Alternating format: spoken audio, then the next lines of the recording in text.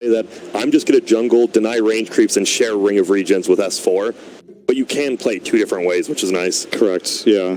So, NIP, we saw the EG actually first banned Rubik in game 1 because they didn't want to deal with it. But the Enigma was also banned out. And so, like, I can understand that if you want to ban out Rubik, if you don't get the chance to ban out Enigma, because then you're like, okay, the dude can just steal it, so don't bother with it. Both those heroes were first phase banned, so... I hope this is a Soxa Rubik. He is one of my favorites to watch. I think he plays it very Jin Q-esque, where he actually does, like, Aetherland's Atos. Instead of like Aetherland's Blink, yeah. Really? He was doing that during the minor. NIP started doing it as well. It was pretty fun. Maybe it was just a minor thing, but that was like the big bill, and I was like, interesting. And this year it was first banned both games, right? Yes, you are correct, sir. It was ignored first. The Leshrac, yeah. The Leshrac was second phase banned. In the first game, it was ignored. In the second game, it was first phased by Ninjas in Pajamas. By the way, heads up, Evil Geniuses is Dire side in this game, so that is a little bit of a change compared to the normal left side being Radiant. Okay, good to know. And Leshrac, we've seen this hero played in multiple roles. We've seen it offlane, middle, 4, and Old Chicken played it as a 1. So this hero, it might be the most versatile at this tournament right now. Yep. But has EG played it on anyone other than Sumail? They, I don't believe, have so far. But I think I could see this being an Arteezy one, honestly. Whoa. I think they could go with the Old Chicken strategy. Really? I could see it. I'm not saying it's true. It would be super hype. But I'm pretty sure it's Sumail. I mean, that would be... Because it is very... You already know it's the Razor, right? So you probably you pick this Leshrac because you know it's good versus the Razor. And it probably wouldn't make it past the second phase. Yeah. I just know Arteezy, he doesn't respect the Old Chicken play, and that dude's been playing a lot of Leshrac. He really, really has. So how do you deal with it? It's a hero that is mostly magic damage. I can say purely magic damage when it comes to... team fight for the most part. Team fight in mid to late game, so... Pushes towers. Pushes towers. This is already... Kyle's going to be happy, because EG, he said he wanted to see the quick tempo. Enigma Leshrac will mow down towers. Okay. So how do you deal with that pressure? It's a good question. If it is Leshrac versus Razor middle, maybe you get something that can punish. We might see Earthshaker still in the pool. Maybe NIP gets it this time, and all you need is a couple Fisher blocks, and this Leshrac can fall off super quick.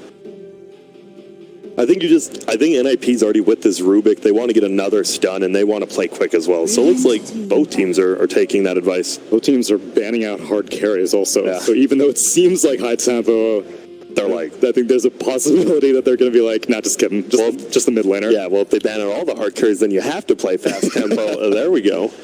So then Medusa ban next, right? Yep. Is it going to be something like that? I feel Earthshaker is going to just be picked next. No matter one of these teams, one of them just going to pick Earthshaker. Too good of a hero not to. But I feel with the Rubik on NIP, you feel a little bit worse picking it on EG, but you already have so many good spells to steal. Yeah, definitely. I feel at this point you're just like, who cares what the Rubik steals? He's already getting a black hole or a split, like a no cast time split earth. Right.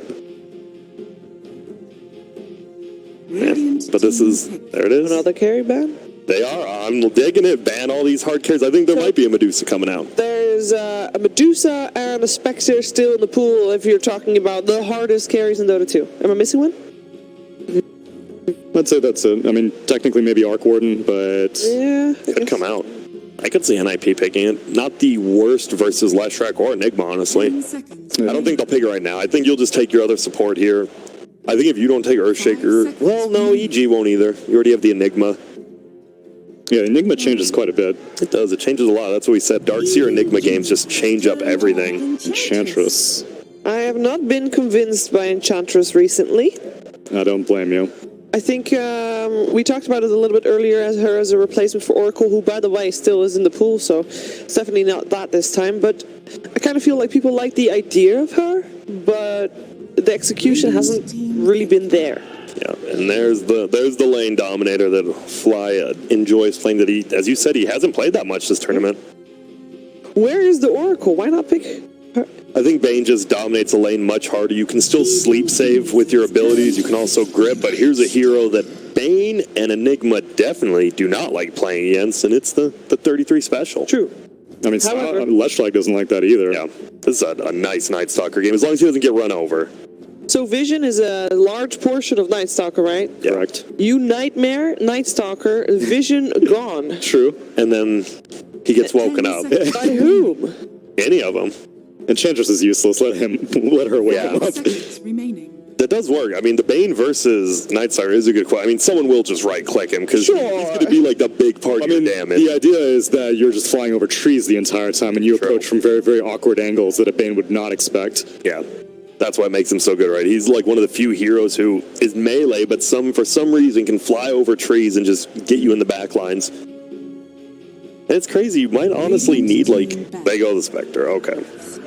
I think with Arteezy Hard carry that was left behind. Yeah. I think with Arteezy in the game, it kind of made sense. He is going to play that hard carry. Oh, the Lycan was also still in the pool. Yeah, but he's not going to go as late as like an AM Morphling. No. In terms of like things that he had been playing, yeah, Lycan would have probably been up this alley, but I think they want to have a mid-game magic damage dealing core, which is going to be Leshrac, and then they're going to go late with a Spectre. And you assume with a Leshrac Enigma on your team that you're going to be taking towers, so your Spectre will actually get accelerated a lot quicker just from like the tower gold your team is getting you. Right.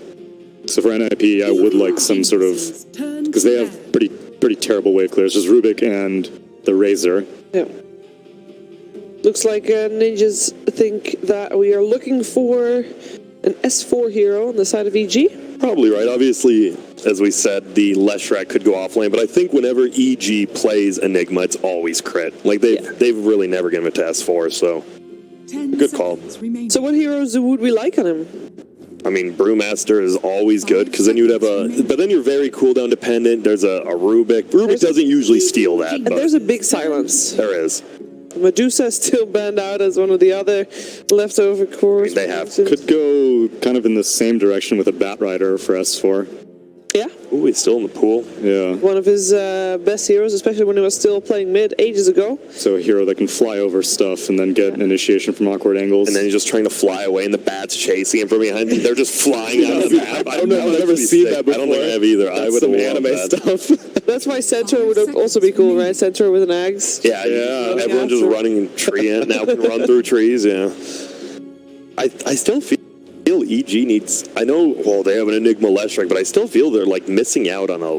If they just go all in on team fight on EG, make NIP have to pick their hard carry last. Like there needs to be still a frontliner for EG that's going to make everybody go on that person, so there can actually be a big team. I think Nightstalker fulfills that role, and it's kind of similar to what we saw in game 2. No, I mean on EG. Oh, on EG. Oh, yes. Yes, they do need that.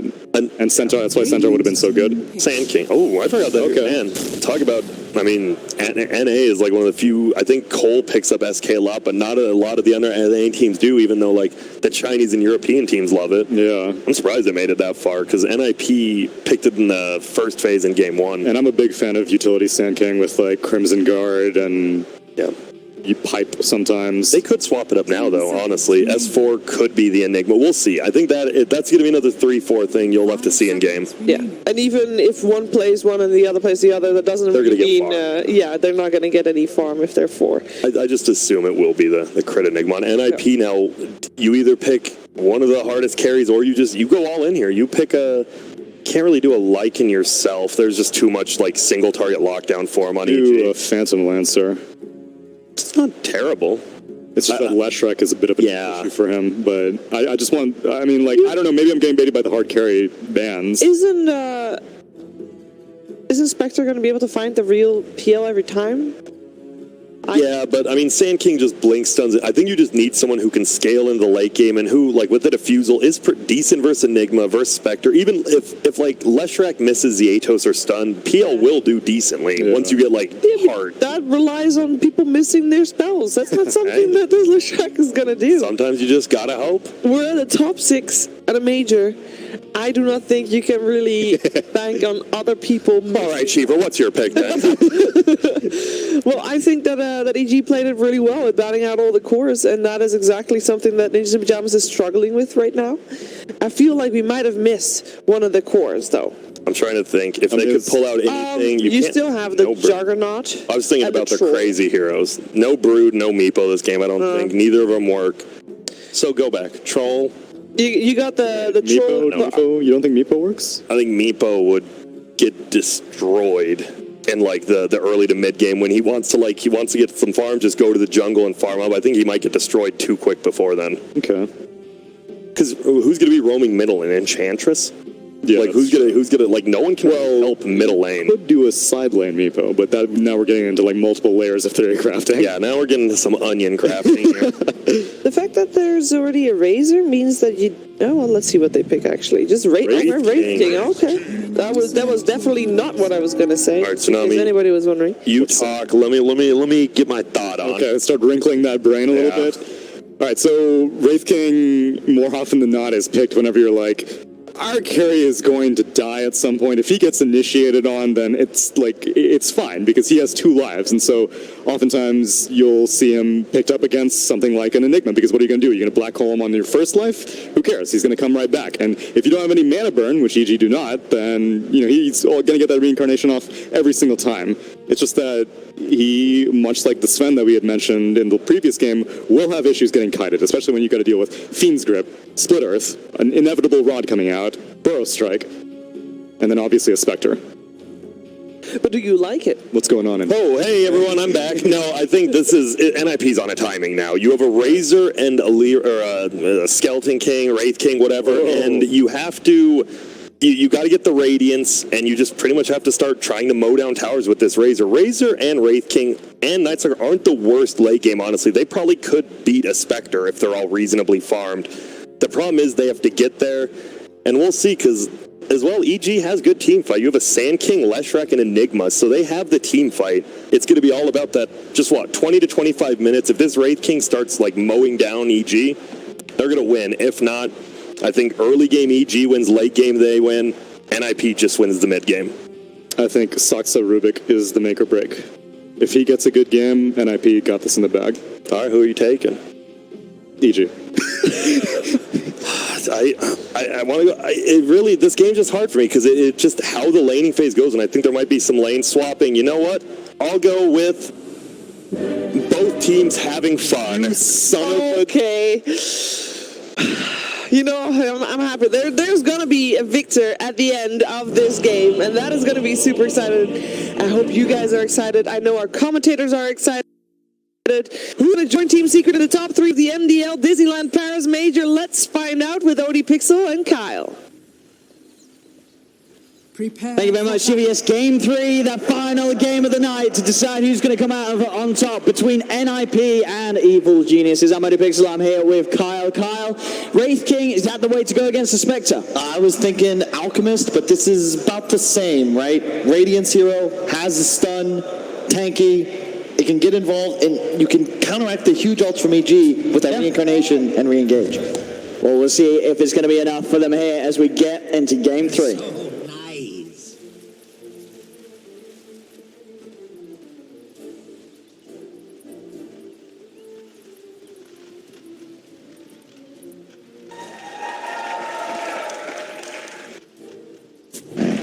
So let's see. Looking around sort of the other picks from both teams, we do have that change-up. It is finally a game that there is no Earthshaker. Doesn't end up in the draft for either side. Crit this time is going to be bringing something a little bit different on the Enigma. Oh, but hang on. Top lane, Arteezy. Nice. Blocking him off a bit. Arteezy will still be able to get over the tree line with the dagger. Will get himself away from that early movement from NIP to try for that first blood. And he's going to have to go all the way back to base and TP back out, though. Heavy punish, and I think that Tsunami was right. Saksa Rubik is huge to this game, but I think it's actually about the support duos. More emphasis on NIP playing aggressively, especially the 3-3 Night Stalker. They need these 5 to 10 minute phases of the game going so well for them, because I do feel like EG's team fight at some point will be enough to take this game. It's just so easy to execute, right? You pop haunt and you run at the enemy. Supports, especially squishy ones like the ones NIP have, there's just no hope for them. Mid matchup too is key. This is not Sniper vs. Razor, this is Lesh vs. Razor. And this is, if any hero is Sumail's other than Storm, I'd say the Leshrac would be it. Now we'll see how well Sumail can do in this 1v1. Had a pretty good start in the Sniper in the first game. After sort of the first few minutes where Razor's father did get a little edge. But obviously not enough to close up the game. NIP taking that game too. As EG approaching the game a little differently. Arteezy on the Spectre. Definitely a hero that you can expect to see get very involved. Quite the opposite of how the Lycan was played last game. Yeah, for sure. The big test is going to be how the laning fate goes, though. Enchantress is one of those old school lineups where you would always play with the Night Stalker. I remember Newbie doing this all the time, like the KP Slaughter, KP Night Stalker. It's very aggressive, and it secures the lane while this core is weak, and then you hit nighttime, and you start just crushing no matter who's up against you. Yeah. I feel like it's a testament to like the drafting styles of both sides, where EG, they just picked a bunch of comfort heroes. It's a very safe, stable lineup. You can see the way they want to execute when their power spikes will come online. Nip, a bit flashier and not really expected. I don't think anyone would have predicted an Ench and a Wraith King in this series, especially not in the critical game 3, but that's EG. Safe and stable, win with what we're good at, NIP, get a new flavor, try and get that strategical edge. And we can see already PPD trying to hunt down Crit, make sure that Crit doesn't get the chance to jungle as he is, but Crit keeping good with the movements, able to alternate between the two sides of that mid lane and stay where PPD isn't. So Crit will be able to continue jungling uncontested. Yep, PPD, one of the best anti-junglers in Dota, one of the only few people who still does it. He warded the hard camp bottom jungle, warded for vision on the hill in top jungle, so Crit is now going to be forced to work with just one camp. Still just level 1. We'll hit 2 off that creep, but you're fine with this if you are the side of NIP. The stun will still land on S4. Ooh, Centaur just out of range. Even a TP up top as well from Crit. I mean, either way, as you say, with the counts being taken away from him, he has to move over to this area of the map, but this is closer to PPD, and PPD will continue to prowl around, make sure that Crit doesn't get that space. Yeah, so far so good for TZ down bottom, though. 14-8. This is the critical hero if you are EG, because he is the answer to these backline supports of NIP. Really good against the Night Stalker as well. You equalize that vision disadvantage at nighttime, because by popping Haunt, all of a sudden, all blinks canceled. You have total vision of everyone on the NIP side of the field. Smell going to have his bottle up in a moment, and this 4-minute rune is going to be huge. The invis is still bottom, but I want to see NIP, specifically PPD, get active top rune. You don't want to let Sumail snowball a lane, especially as a hero like Leshrac. Yeah, both teams with that vision around that rune spot. So definitely going to be a place where you'll see 4 minutes in and make sure that one another's mid doesn't get the free reign of the rune control. See. Slow game thus far. Very tough to battle into EG's safe lane, or off lane rather. Looks like a safe lane because it's Bane Spectre. Not much kill potential unless you look to rotate more heroes. Sumail actually grabs the Invis rune and now we'll run towards top. Fada gets the bottle, so both mids actually able to fully regen up and get a rune for each respective side. Up top, S4 being pressured a lot harder than I would have expected. Only 7-0 against a 20-8 Wraith King. But again, that's just good job by PPD. Had a sentry down in the laning phase early, was sentried out by S4, however, so we can still stay there. But it's just very scary when Ench is off map, and you never know whether Wraith King is ready to just pop skeletons with a sentry down. So he's instead going to go just farm easy camp real fast. And Fly, it's got the Nightmare set up on mid. CTP's come in to help out Fada. In fact, it's going to be a Wraith King Ace coming in to help out Fada. It's got the static link onto Fly, though. Chasing down with the Wraith Fire Blast down the skeletons. They'll get that kill. First blood for Ace. Wow. It's not a rotation you see very often. The Wraith King actually the one teleport mid. No one else really can, though. That's the key. If 3-3 does, he's a non-factor. And Saksa, he wants to continue playing aggressive, get these runes, and it looks like he'll do just that. Now he'll be able to grab that one, take it away. Art's easy. Yep. Just get the dagger on, but doesn't want to chase through. And 33 will be able to keep a hold of the one on their half of the map as well. They did a great job of rune control in the second game, did NIP. Big part of their victory. Even though there wasn't much action happening on the map, they always seemed to be in the right place, right time to get the majority of those rune spawns. Nighttime has come upon us as well. 3-3, suddenly a force in this bottom lane instead of a non-factor. And will happily start CSing with ease. 50 attack speed, just thanks to the darkness. Still a bit tricky to get on top of Arteezy there. For sure. He's just playing so defensive by the tower. Leshrac level 6, now the Bane sleeve is going to be enough for a kill. Fly going straight in. You got to be careful with your Fada as well. I think Sumail might just go hard here. He's committing. He's got a Fairy Fire. Playing the numbers with the Fairy Fire. It's not enough though. Fada Kills off Sumail. He'll chase down towards Fly as well. He's a little low on the HP. Has still got the Eye of the Storm going. In fact, with the Plasma Field, he may just grab this, and he does. Sets up for Saxa to nuke down Fly with the Fade Bomb. They get both kills. Hey, and I questioned his skill build in the first game. He went for the same one, this max QW with an early point and ult, and proving that he is the Razor expert after all. Because while the passive knight is nice for farming, when you're fighting against an aggressive Lesh, those extra points in Link and Q are actually what gave him the damage advantage to find Sumail before he would actually be counter-killed on. A stun comes out from S4 up top. But Ace has he's got the back of a Saxa. They'll just stand straight toward him with the Raid 5 Plus and with the dust prepared. NIP.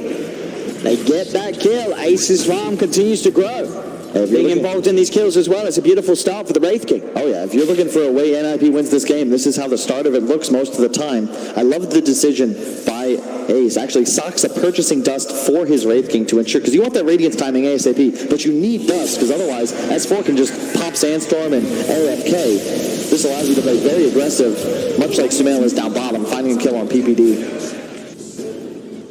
Now getting some sort of kill involvement for Arteezy in turn. It's both Arteezy and Ace very close with one another in CS. Yeah. With the kills as well, the net worth also so close at the moment in this laning stage. Both carries off to a strong beginning. Yeah, but think about it. Yeah, PPD's net worth isn't high, but it's the game impact we've got to look at. Crit is only level 4. He's still about 400 gold away from his HOD.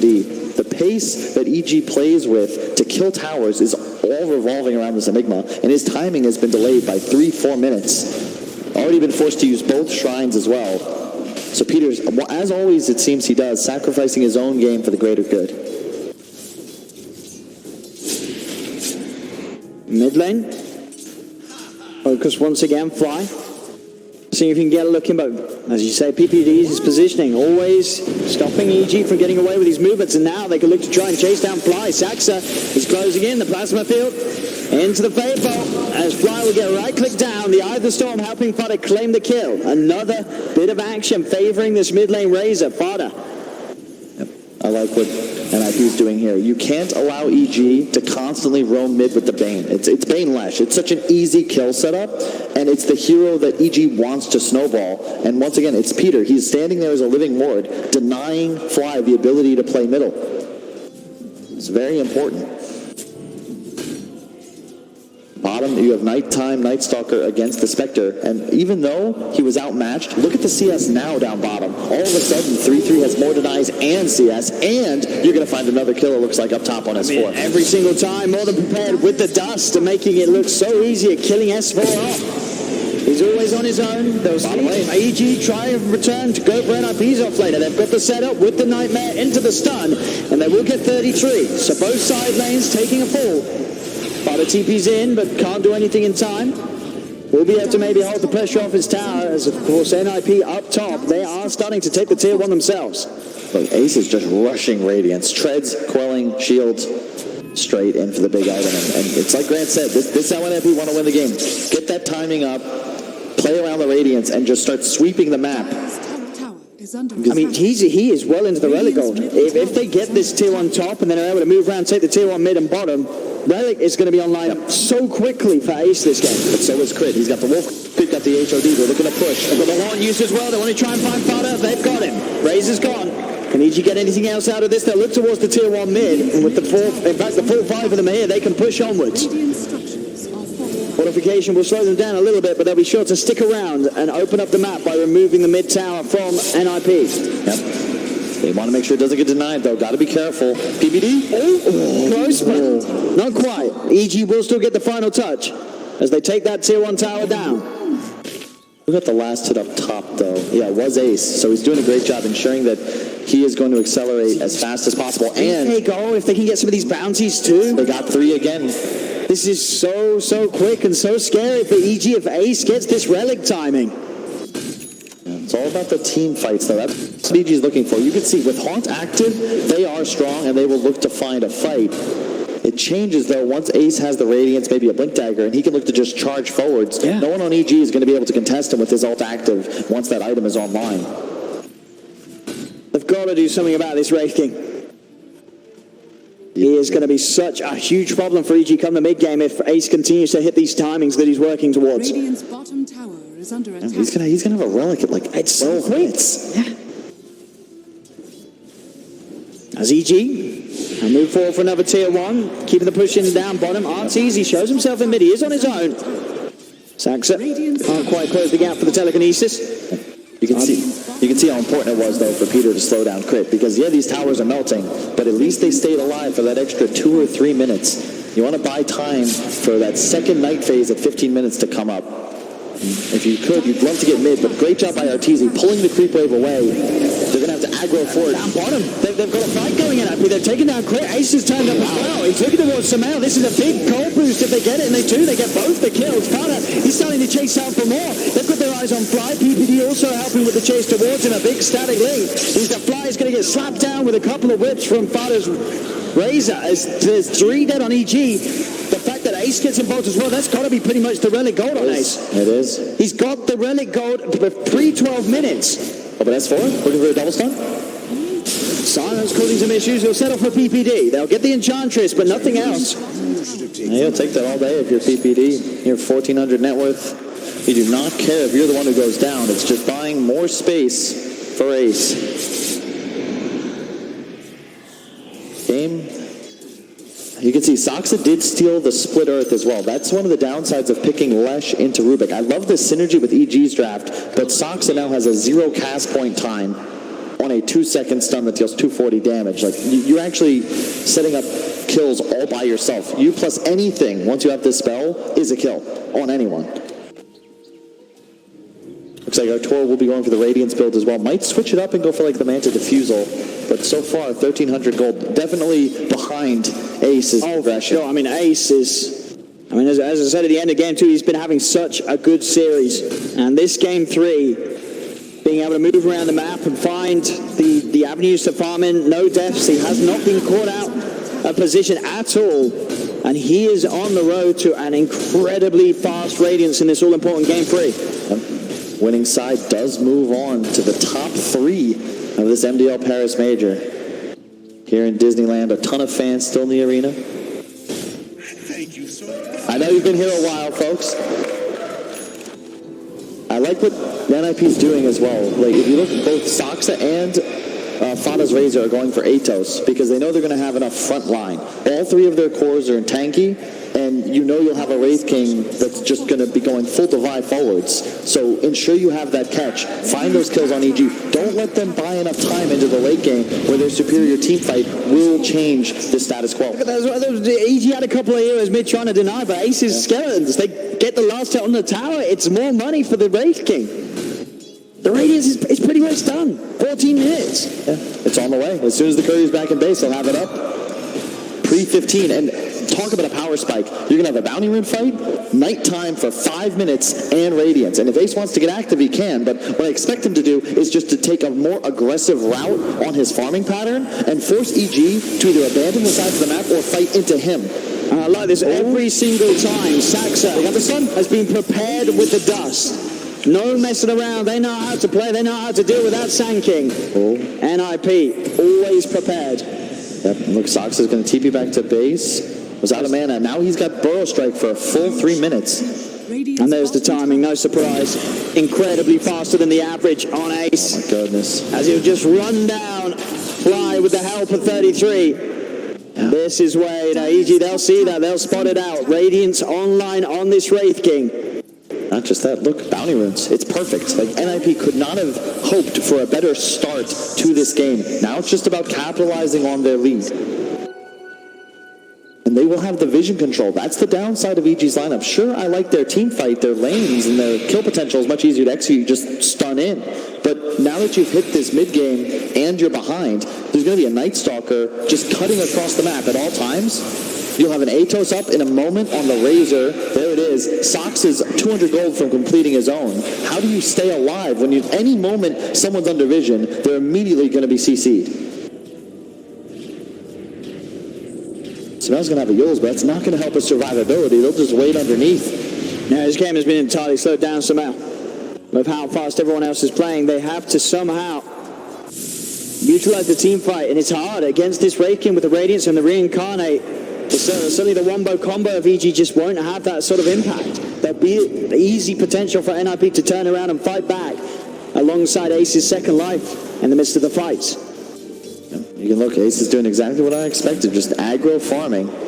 He's going to be playing enemy jungle as much as possible.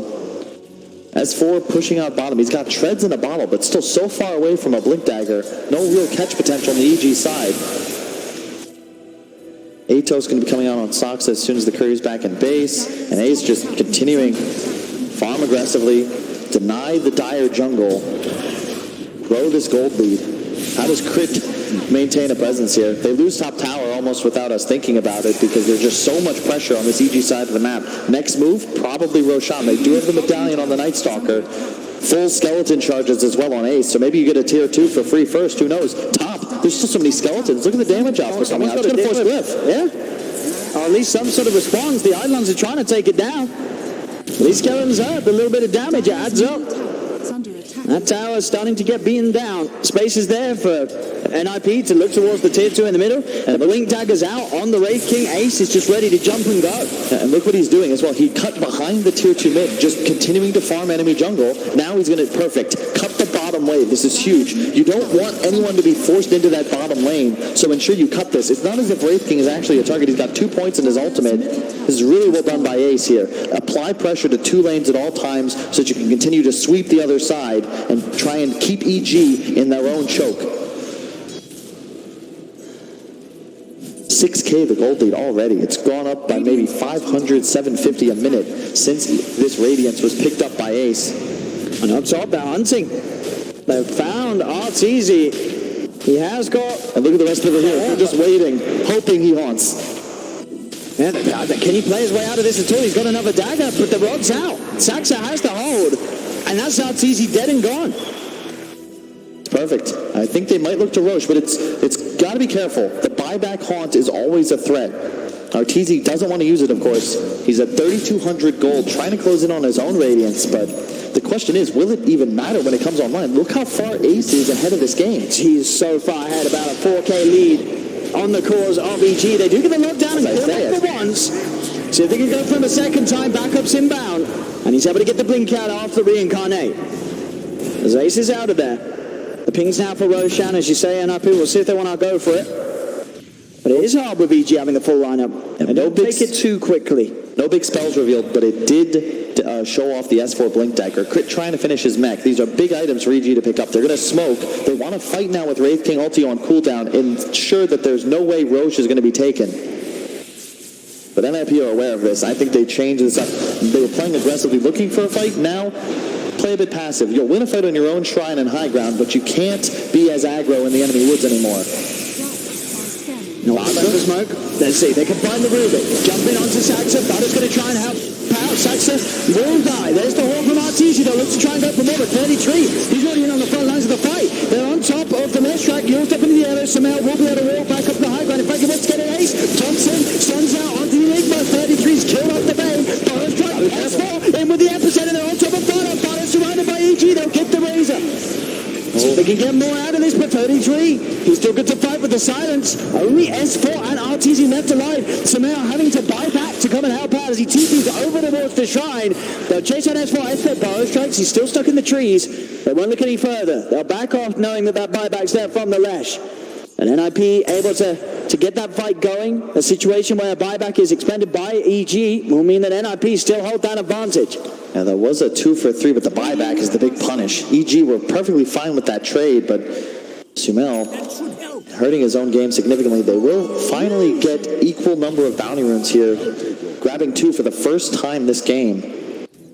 That buyback hurts. Lesh is the key hero. His survivability factor is what will actually deal damage in these engagements for EG. Yeah, sure, you're going to have a Spectre Radiance soon, but there's already a pipe up on the Night Stalker. A lot of this damage is being negated, and the cores are already so tanky on the side of NIP. Sumail needs to have the items, not just like, he needs to stay alive. The longer he's in a fight, the more DPS we're going to get out of him, but with just 1200 HP, anytime he gets Blink stunned, he's just dead. We saw EG make a move towards the pit last time.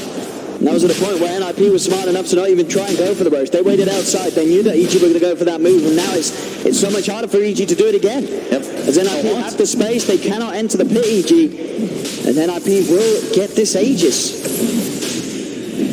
I feel like we're going to need some miracle from Crit, but that's so difficult.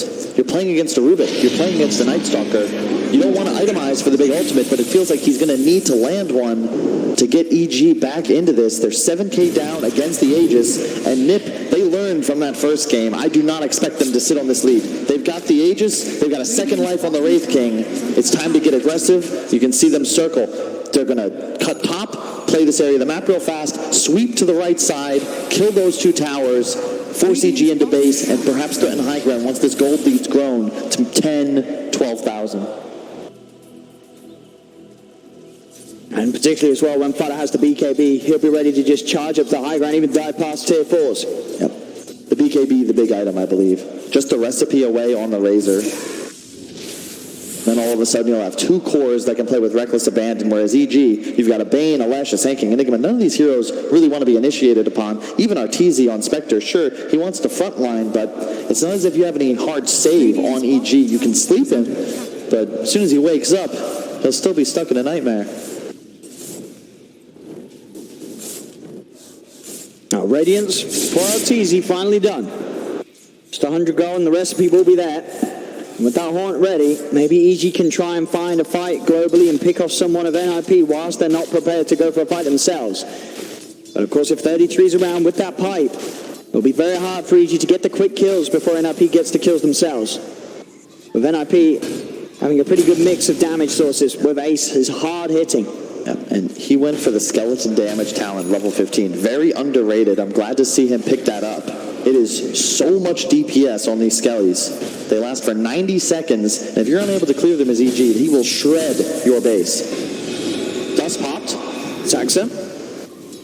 Try for a bit of a setup onto S4. The rest of the team on their way, but S4 Obama will be out. It's good, but he's so tanky. I don't know if you want to make this play. There's a lot of TPs coming in from NIP. They're going to respond to this immediately. They'll go for the horn, trying to get up 33, but Ace, he's already on top of Fly. A lot of Atos holding down S4. Ace is just committing on the front lines. He's going to have that second life. He's good to fight again. Got to stun on Saxa. Let's see if they can go for the Saxa with the bow. Look at the start into Samael. Samael's gone. They try desperately to find this kill on the Raging a second time, and they do. They will kill off Ace the 2 times. PPD looking for crit.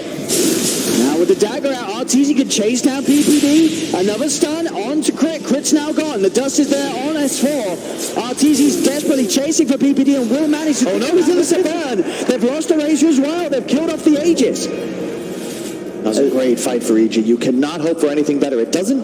They only grow the lead, 2k change, but you're happy with that because your Spectre lived and the Wraith King died. That is key. Even though he's this farmed on Ace, 4k ahead of the game. You're closing the gap. All of his items are offensive. He does not have that survivability. You'd expect 5 armor on the hero. Radiance, Maelstrom, Blake. None of these heroes give him any HP or survivability increase. You can see the AoE damage of EG. If Spectre or Lash are able to get him to the same target, I thought 3-3 had a way more chance at living throughout that engagement. But great job punishing during daytime. That's what EG needs to continue to look to do. Night will hit in 30 seconds. They do not have Haunt, and Bounty Runes will once again be spawning.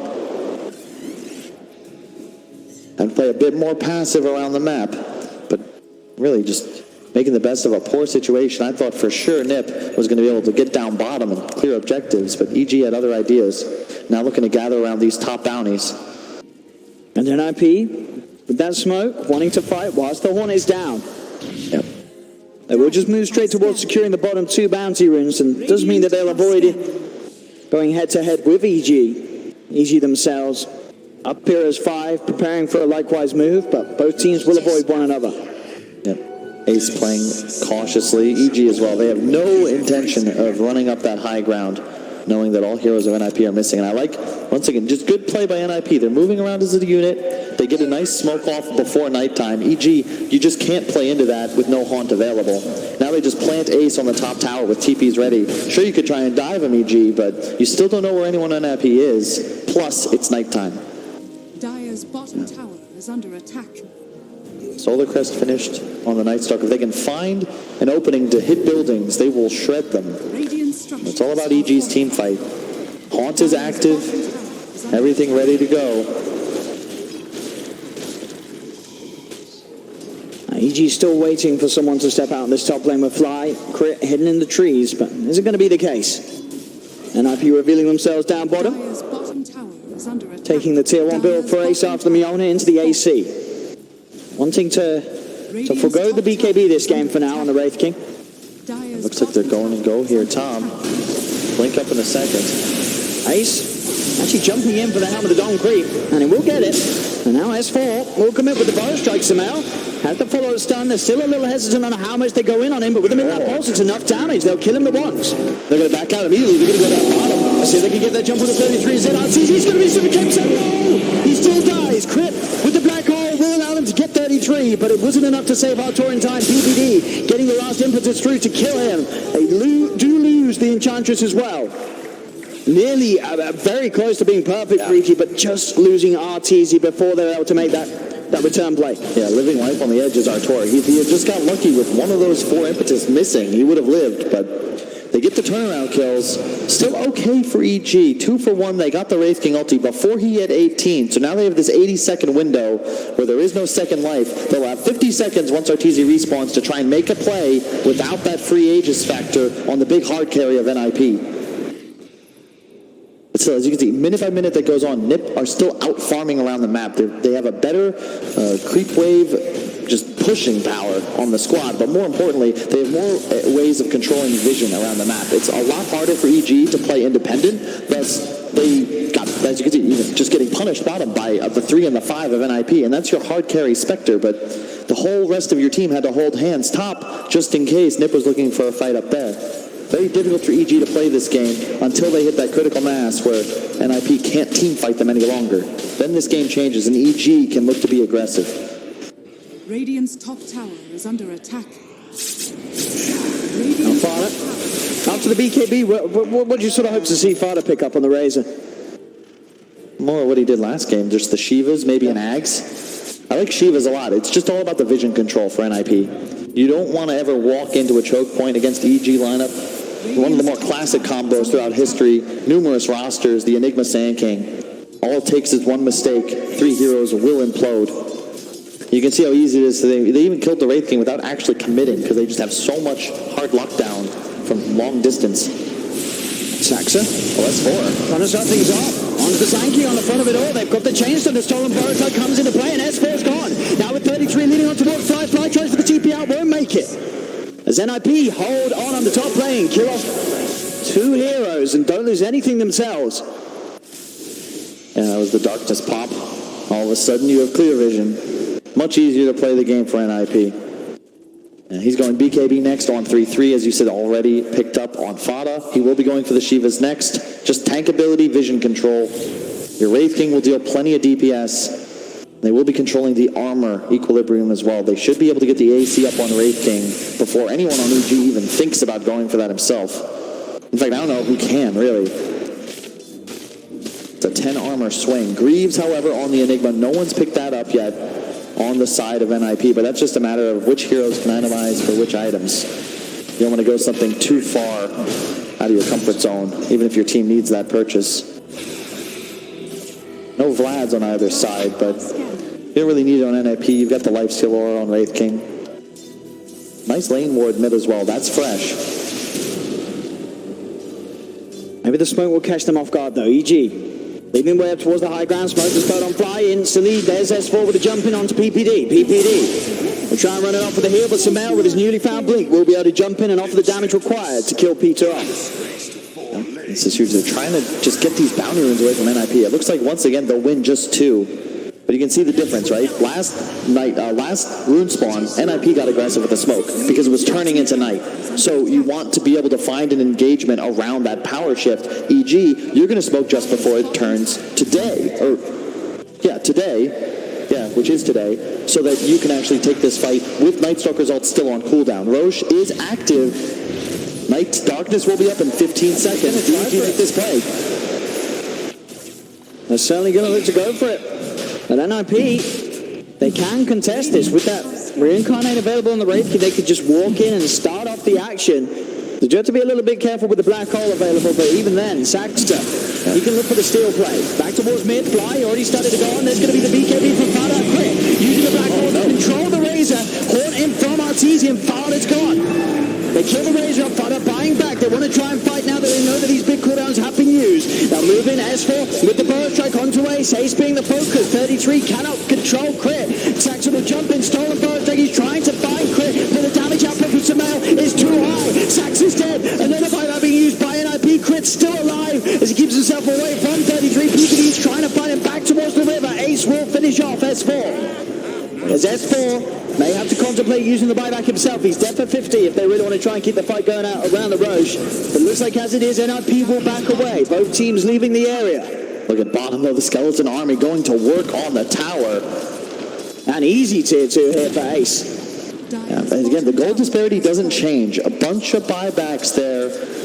2 used by NIP, just 1 used by EG. Certainly a win for the Dire side, I'd say. They did use all their ultimates, however. NIP, once Next Darkness is up, you're going to have what looks like a 50 to 60 second window before Enigma ult is back up. You will be playing into the Haunt, however, and you can see now that the Mantis complete on Arteezy, the momentum starting to shift towards EG. We can see why their draft will be better in the late game, even though the ranking's 8,000 net worth ahead.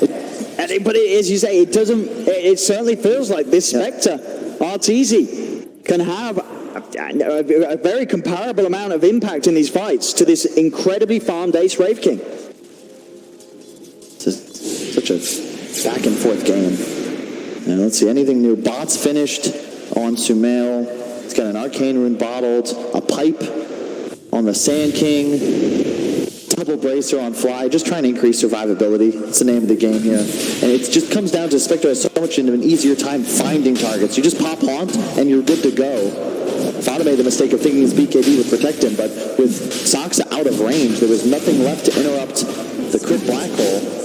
Now they just killed Roche. Yeah, NIP EG doesn't get back there in time, so NIP will end up getting the Aegis for Fada. Yeah, credit to PPD. He had the Wolf Creep. That's 30% more DPS, and that's the time that they needed to finish that Roche before EG was in position to contest. That was a speed that EG just wasn't ready for. As next item's up for some of the heroes, Crit working at that BKB, 2,500 gold on towards it. And we'll have a much easier time at just walking in, getting that black hole off with not too much that he has to worry about at all. Maybe still Saxa gets the steal, but even at that, he should have a good shot locking down the cores without interruption. Oh, Arteezy. Let's walk forward on his dome. Fada and Saxa starting to have a poke. Pop the Mantis, start a retreat with the BKB and the rod from Fada controlling him up. They're looking towards this Spectre. He's taking a lot of damage in return though, Fada, but they can stand their ground, keep on going. Arteezy's dead. Now Sumail, he's trying to jump in. There'll be a buyback horn used from Arteezy. They're going to try and take this around EG, but they've lost Sumail. They popped that first life on from Fada and the Wraith. Another engagement down bottom though. But they're ready. They can go from here. They're trying to kill off 33's Tanky, and the rest of NIP's on their way over. They do finish off the kill. And 3-3 just getting a little over aggressive. He keeps trying to fly up high grounds, but that's the second time Fly has been ready to find him. The only way he goes down is if he catches that sleep into grip, and he did again, and he's nowhere near his team. They wanted to chase topside, then look bottom as 3-3 calls for help, but it's not in time. And sure, the gold lead keeps increasing for NIP, but as the game gets later, that number means less and less. It's a lower proportion of the overall net worth lead. And you can see Assange and Yasha finished on Fada. Really expected the Shiva's Guard. Going for more of the raw DPS build, however, that was instrumental in finally killing off Arteezy as we check out all the items picked up thus far. Cheese being swapped over to PPD, probably just holding it for the time being. Ace picks up the Black King bar. Very important. Dispersion does not deal BKB piercing DPS. So if you're going to kill this Arteezy Spectre and you're standing on top of him like this melee hero, like this Razor wants to do, you have to be BKB'd so that you don't end up actually killing yourself. And then just keep in mind that level 25 talent on Spectre. If he gets to that 6% extra dispersion, it's 28% reduction, and the damage dealt to him before reduction is then an AoE around him. And there's no one even thinking about a Silver Edge right now on NIP. There is this timing now, though, where either Horn or buyback is available for Arteezy. No, he just did it. That was the big fight with the Horn buyback. If they can go from here, Fada does press the BKB there. So now they actually sort of got a bit of an awkward minute where Fada will not have the BKB ready to do anything. And that's the big threat of Spectre, is the home buyback. And as you said, when it's on cooldown, this is where NIP would love to get aggressive, but with no Aegis, very risky. It is nighttime for 4 minutes, though.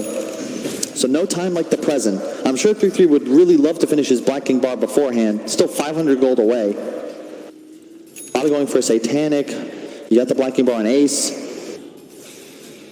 Not sure. His level. The problem is none of the cores on NIP have level 25 talents even close to the effectiveness of the Spectres. And Artur is just that one level away. As Nip, they just continuously, they're trying to cut. They're trying to find EG. They have no interest in engaging in anything other than a full 5-on-5. As Sumail uses his Blink Bots pickup to consistently shove the offlane and be ready to TP. Radiant's bottom tower is under attack. They have to be careful of Crit's Enigma, though. Sax has got to be prepared for the steal. Because with that BKB, though, Crit can just hold his ground. Look to commit with that huge area of lockdown. Both teams are going to go S4. He's going to rev up the Epi. Just get the jump in straight away on top of the Wraith King. Ace down to half health. They've got the Neon there, but he's falling low under the Midnight Pulse. He'll die the once. So they can kill him another time here. S4 trying to back off now. The BKB's popped by Ace. They'll find Fly. The rest of EG back away. Bottom, tier 3 taken by Sumail. He blinks out immediately as well. He's opened the base. And IP, can they actually get anything out of this? They're looking towards RTZ, but RTZ's got a lot of backup here on the high ground by the Shrine. 33 is trying to head forward. He's in with the silence on top of the three of them, but he's falling low. This burn damage from the Radiant starting to stack up. Now, Fada does get the link off. Horn used from RTZ to try and break away, but the static link continues. Fada can keep locked down under the target. Black Hole used to hold on. Make sure that there isn't more grip. We'll get the game, but there's the stall of Black Hole. Saxa, he's got the control, but he hasn't got the damage. Has to blink away. As the black hole there from Crit keeping RTZ safe, allowing them to kill Fada. S4 still trying to fight out with bottom lane. He has been devastated. The Malefice, they're looking for PPD, but as you say, the damage being done by the creeps. The creeps, they're going to do it. The creeps, they've got it. The melee Rax is gone. Unbelievable by EG. They're just, all of a sudden, that gold advantage has disappeared, and you can see it's just so much easier for them to play the late game. Sumail, he's not just creating threat bottom like Ortiz liking in game 2, but he's able to come and fight, do battle. Nice ult once again by Crit, just using it for the single target, but that's what you got to do against Rubik. Absolutely. It got Fada taken down. It keeps RTZ safe, and this is a point of the game where this RTZ Spectre is just, it's so hard to kill. It takes too long. The key is that, once again, Ace is dying at the start of the fight, before BKB, before he gets any real damage out. And then when his reincarnation is on cooldown, he's playing passively. They need him to be the frontliner. He's got to be finding the Bane, finding the Enigma, but instead he's just sort of rotating around the outskirts of the fight, and he's not on top of Arteezy as Fada is, and then they just don't have the damage output. These EG cores are too tanky. Octarine finished on Sumail. This is very dangerous. He's made such a recovery, sort of sitting at that midway point on farm, but now stepping up, finding that space to push him down bottom, being down a Rax now. NIP, they've got to get their heads down and focus, because they're leaving open windows for the split to be there, to be able to abuse them. And now get the game in a position where EG, they're the ones in control.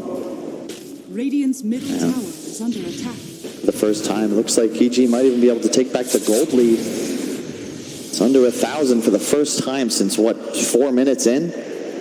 And so much of that gold is on Ace. A lot of pressure on Ace to make big things happen. They're going to look to try and fight here. Crit, BKB's pop. They're looking to get on top of him, but there's the BKB now for Fada. They've already lost to Rubik, though. Rubik taken down straight away. No buyback available. Fada's 33 trying to keep the fight going, but the damage output for EG looks to be too much. It's easy. He's still on full HP. Focus is Fada. Fada's dead. The ball drag on the 33. They'll all die here pretty much on NIP. Ace will be able to BKB TP out. But there's 3 dead. PPD cannot get out either. The Malefice, the lightning for Sumail. As NIP 4 hit the deck. Only 2 of them with buybacks available. EG, 4 heroes alive and pushing down the middle lane. They're ready to try and take more away from NIP. Try and force out the 2 buybacks that are available. They're just going to go for throwing. They're going for it. EG no. But with their smart, safe, calculated play, they're now in a position where they can get close to potentially just ending this game. A game which for the majority of it has had NIP holding the advantage. But now it is entirely gone. 2 sets of bracks taken. The top creep wave pushing in.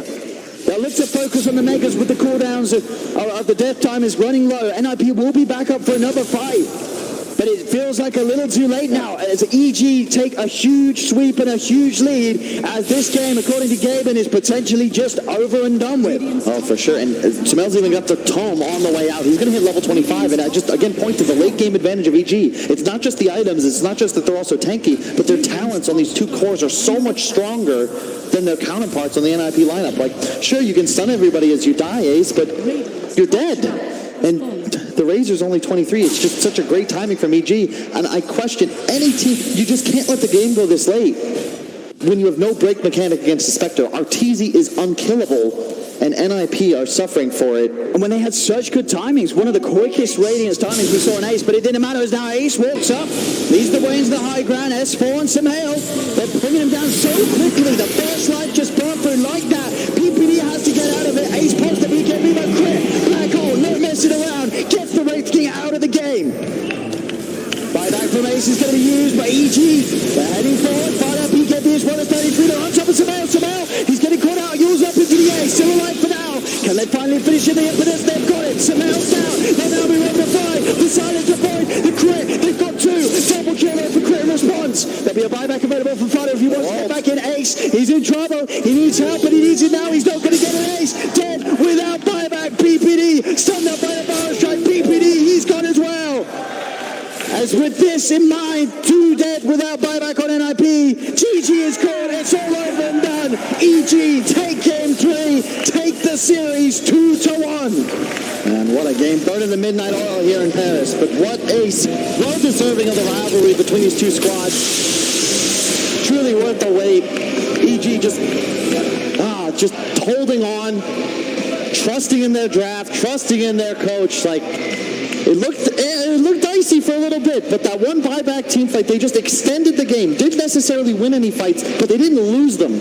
Consistently getting Ace's ultimate and then disengaging, preventing that Wraith King from being able to play aggressive and in the face of the EG backline. And we saw in both games, game 1 and game 3, how good EG is at playing from behind. You get this advantage against them, but EG, they know that with the right sort of drafts, when they have these heroes like the Spectre, as long as they can hold on to a certain point and R-Tor can get